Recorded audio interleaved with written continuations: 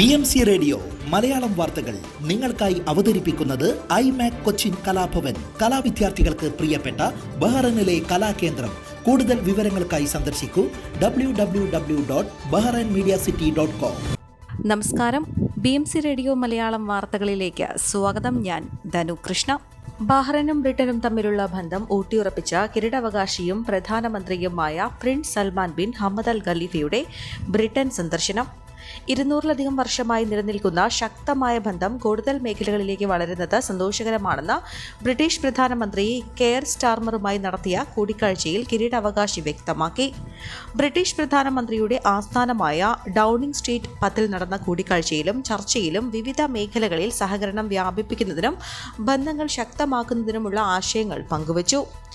രാജാവ് Hamad bin Isa അൽ ഖലീഫയുടെ ഭരണാധികാരത്തിൽ Bahrain കൈവരിച്ച നേട്ടങ്ങൾ അസൂയാർഹമാണെന്ന് കെയർ സ്റ്റാർമർ ചൂണ്ടിക്കാട്ടി. നേതാക്കളുടെ പരസ്പര സന്ദർശനം ബന്ധങ്ങൾ കരുത്തുറ്റതാക്കാൻ സാധിക്കുമെന്നും ഈ അർത്ഥത്തിലുള്ള പ്രിൻസ് സൽമാൻ ബിൻ ഖലീഫ അൽ ഖലീഫയുടെ സന്ദർശനം ഏറെ ആഹ്ലാദകരമാണെന്നും അദ്ദേഹം കൂട്ടിച്ചേർത്തു. മേഖലയിലെയും അന്താരാഷ്ട്ര തലത്തിലെയും വിവിധ വിഷയങ്ങളും അറബ് മേഖലയിലെ സമാധാന വഴികളും ചർച്ചയായി. മേഖലയിൽ സമാധാനം സ്ഥാപിക്കാൻ ബ്രിട്ടൻ പോലുള്ള രാജ്യങ്ങളുടെ ശക്തമായ ഇടപെടൽ അനിവാര്യമാണെന്നും കിരീടാവകാശി ചൂണ്ടിക്കാട്ടി. ലോകത്ത് സമാധാനപൂർണമായ അന്തരീക്ഷം സാധ്യമാക്കാൻ നയതന്ത്രപൂർവമായ ഇടപെടലുകളും സമീപനങ്ങളും ആവശ്യമാണെന്ന് ഇരു നേതാക്കളും അഭിപ്രായപ്പെട്ടു. ധനകാര്യമന്ത്രി Sheikh Salman bin Khalifa al Khalifa, ബ്രിട്ടനിലെ Bahrain ambassador Sheikh Fawaz bin Mohammed al Khalifa, പ്രധാനമന്ത്രിയുടെ office director Hamad bin Yaqoob al Mahmeed എന്നിവരും കൂടിക്കാഴ്ചയിൽ സന്നിഹിതരായിരുന്നു. ബഹ്റൈനിലെ നാഷണൽ ഓഡിറ്റ് ഓഫീസും ഇന്ത്യയുടെ കൺട്രോളർ ആൻഡ് ഓഡിറ്റ് ജനറൽ ഓഫീസും പരസ്പര സഹകരണത്തിനുള്ള ധാരണാപത്രത്തിൽ ഒപ്പുവച്ചു. NA auditor general Sheikh Ahmed bin Mohammed al ഖലീഫയും India controller and auditor general Girish Chandra മുർമുവുമാണ് ധാരണാപത്രത്തിൽ ഒപ്പുവെച്ചത്. സഹകരണം വർദ്ധിപ്പിക്കുക, ഓഡിറ്റ് പ്രവർത്തനങ്ങൾ ശക്തിപ്പെടുത്തുക, വൈദഗ്ധ്യവും സാങ്കേതിക പരിജ്ഞാനവും കൈമാറുക, ജീവനക്കാരുടെ പ്രൊഫഷണൽ വൈദഗ്ധ്യം വികസിപ്പിക്കുക എന്നിവയാണ് സഹകരണം വഴി ലക്ഷ്യമിടുന്നത്. പ്രാദേശിക അന്തർദേശീയ സുപ്രീം ഓഡിറ്റ് സ്ഥാപനങ്ങളുമായുള്ള യോഗങ്ങൾ ഏകോപിപ്പിക്കാനും CAGയുടെ സ്ഥാപനങ്ങൾ നടത്തുന്ന പരിശീലന പരിപാടികളിൽ NAO ജീവനക്കാർക്ക് പരിശീലന അവസരങ്ങൾ ലഭ്യമാക്കാനും ഇതുവഴി സാധിക്കും.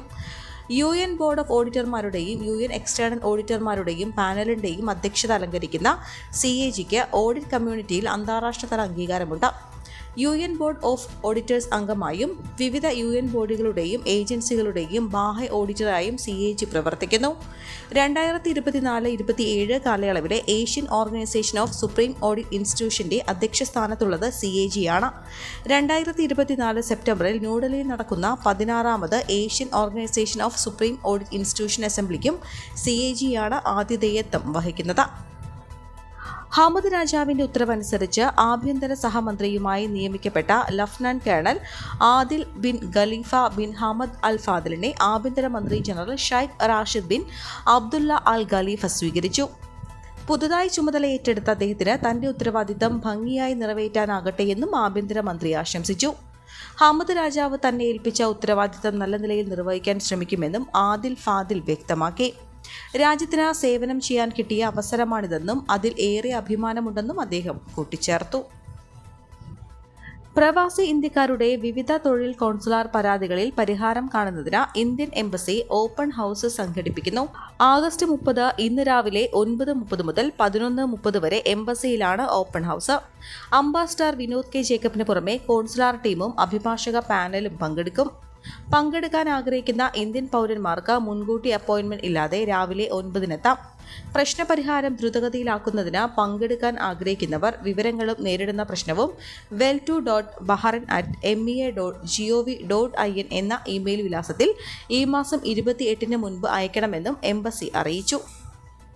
വ്യാജ സർട്ടിഫിക്കറ്റ് ഉപയോഗിച്ച് തംകീനിൽ നിന്ന് പണം തട്ടിയ കേസിൽ സ്ഥാപന ഉടമയ്ക്ക് 1 വർഷം തടവും 4000 ദിനാർ പിഴയും 3ാം ലോവർ ക്രിമിനൽ കോടതി വിധിച്ചു. തംകീനിൽ നിന്ന് ഫണ്ട് ലഭിക്കുന്നതിനാണ് സ്ഥാപനയുടമ വ്യാജ സർട്ടിഫിക്കറ്റുകൾ സമർപ്പിച്ചിരുന്നത്.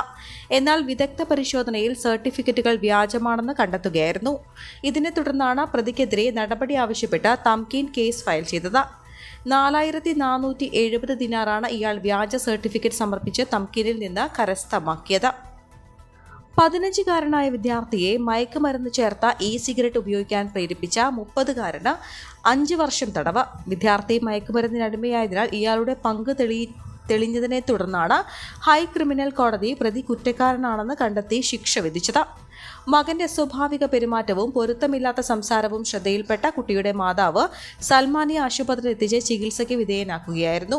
പരിശോധനയിൽ കുട്ടിയെ മയക്കുമരുന്ന് ഉപയോഗിക്കുന്നതായി കണ്ടെത്തി. മയക്കുമരുന്ന് ഉപയോഗത്തിന് മകനെ പ്രേരിപ്പിച്ചത് 30-കാരനായ പ്രതിയാണെന്ന് ചൂണ്ടിക്കാട്ടി മാതാവ് പരാതി നൽകുകയായിരുന്നു.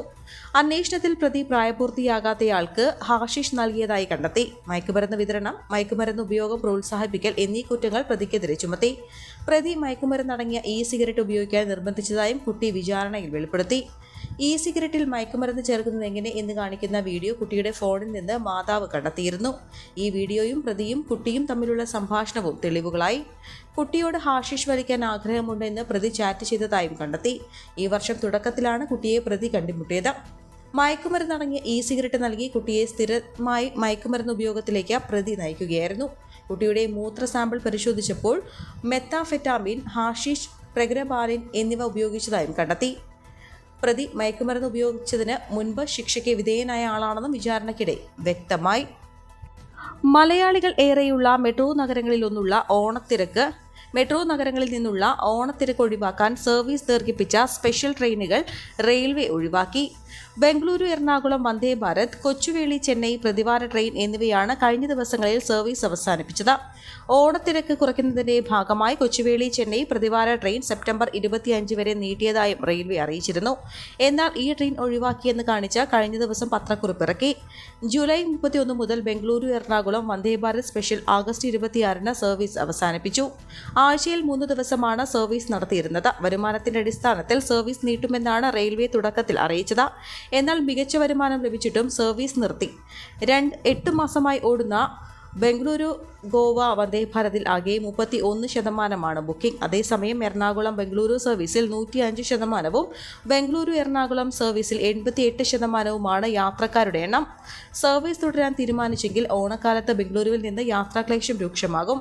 കൂടുതൽ പേർക്ക് ഉപകാരപ്പെടുന്ന വിധത്തിൽ ബംഗളൂരു കന്റോൺമെന്റ് സ്റ്റേഷനിൽ നിന്ന് പുറപ്പെടുന്ന സമയം പുനഃക്രമീകരിക്കാൻ ദക്ഷിണ റെയിൽവേ നിർദ്ദേശിച്ചെങ്കിലും സർവീസ് അവസാനിപ്പിക്കുകയാണ് ചെയ്തത്.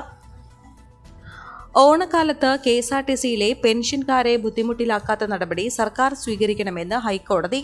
പെൻഷൻ ഒരു തരത്തിലും മുടങ്ങരുത്. ഒരു മാസത്തെ പെൻഷൻ പോലും മുടങ്ങുന്നത് അവരുടെ ജീവിതത്തിൽ ഉണ്ടാക്കുന്ന വലിയ പ്രത്യാഘാതങ്ങൾ അധികൃതർ വിസ്മരിക്കരുത്.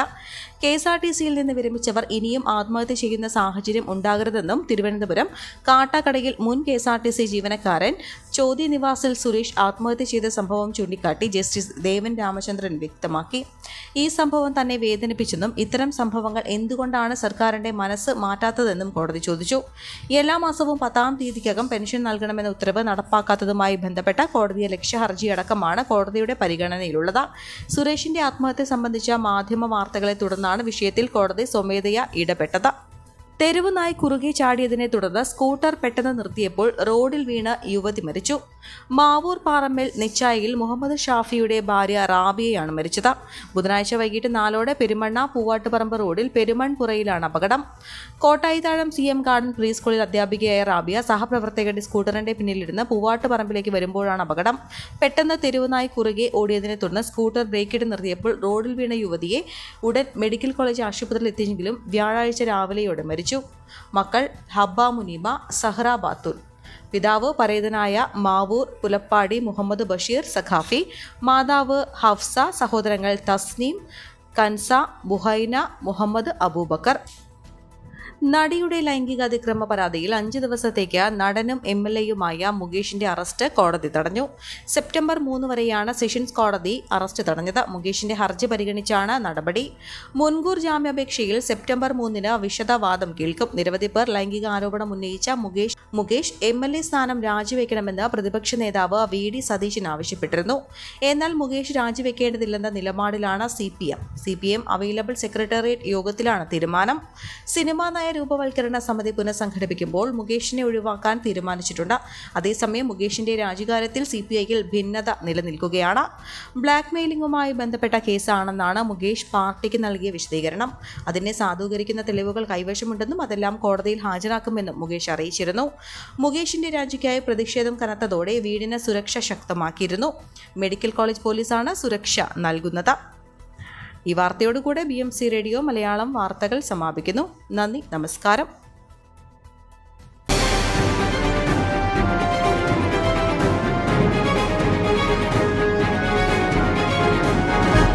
BMC റേഡിയോ മലയാളം വാർത്തകൾ നിങ്ങൾക്കായി അവതരിപ്പിക്കുന്നത് iMac കൊച്ചിൻ കലാഭവൻ. കലാവിദ്യാർത്ഥികൾക്ക് പ്രിയപ്പെട്ട ബഹ്റൈനിലെ കലാകേന്ദ്രം. കൂടുതൽ വിവരങ്ങൾക്കായി സന്ദർശിക്കൂ www.bahrainmediacity.com.